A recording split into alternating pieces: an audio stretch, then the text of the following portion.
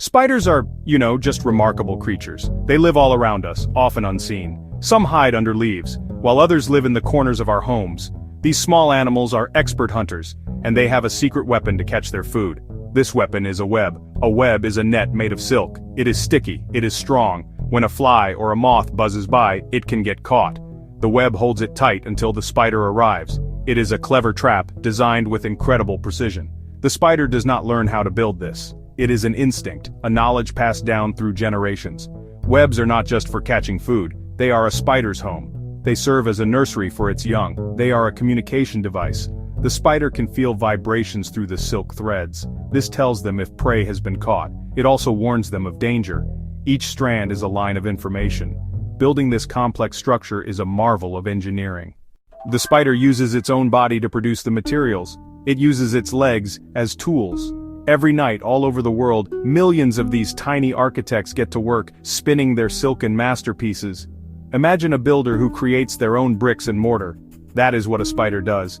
It produces a special liquid inside its body. This liquid comes out of tiny spigots called spinnerets. As soon as the liquid silk touches the air, it hardens into a solid thread. This silk is one of the most amazing materials in the natural world. It is lighter than cotton, but stronger than steel of the same thickness. The process of building a web begins with a single, crucial step. The spider must find the perfect location. It needs a space with enough room for its web. It also needs anchor points, 2 branches fence posts. The spider will often climb to a high point. It tests the air currents with a raised leg. It is waiting for a gentle breeze. This is a critical moment. The success of the entire web depends on this first connection. The spider needs the wind to be its assistant. It cannot simply jump across a wide gap. Once the spider feels a suitable breeze, it begins to produce silk from its spinnerets. It lets out a long, fine thread. The thread is incredibly light. The wind catches it and carries it across the gap. The spider waits patiently. It hopes the thread will snag on something on the other side. Leaf, twig, another branch. This first thread is called the bridge line. When the bridge line finally hooks onto something, the spider knows it. It feels the change in tension. It gently tugs to make sure it is secure. If the anchor is strong, the spider walks across its newly formed bridge. It is like a tightrope walker, high above the ground. As it crosses, it lays down a second, stronger thread. The reinforced bridge becomes the foundation for the rest of the web.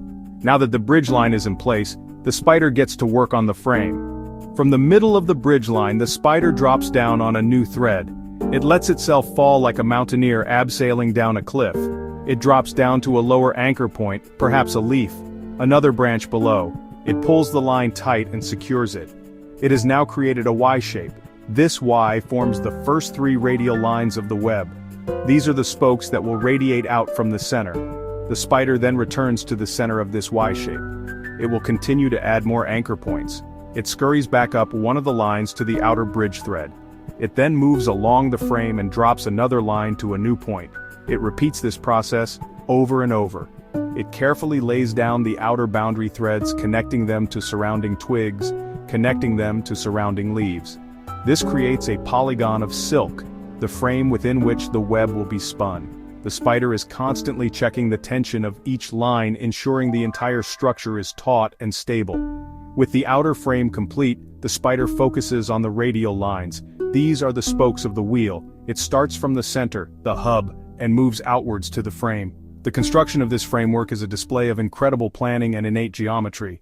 Once the radial spokes are all in place, the spider's work is far from over. The web now looks a bit like a bicycle wheel without a rim. The next step is to create a temporary spiral. The spider starts near the center of the web. It begins to spin a spiral of silk, moving outwards towards the edge. This spiral is not sticky, it's just a temporary scaffold. Its purpose is to hold the radial lines in place and provide a guide for the next, most important stage.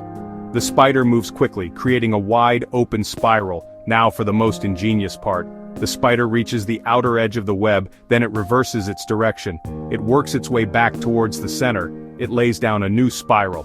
The capture spiral. This thread is completely different. It's coated with tiny, sticky droplets of glue. As the spider lays down this sticky thread, it simultaneously removes the temporary non-sticky spiral. It often eats the old silk, recycling the proteins to make more.